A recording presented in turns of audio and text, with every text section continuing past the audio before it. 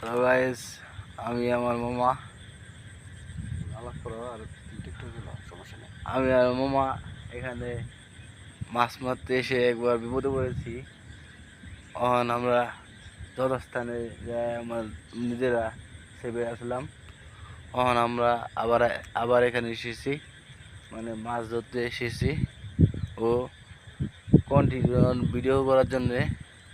আমরা আমরা ধৈর্যের হাল ছাড়িনি, আমরা সময়ের সাথে তাল মিলে অবশ্যই আমরা ভিডিও করার জন্য এখনো আমরা এখানে এখানে আমরা এখানে চল যাচ্ছি এখানে।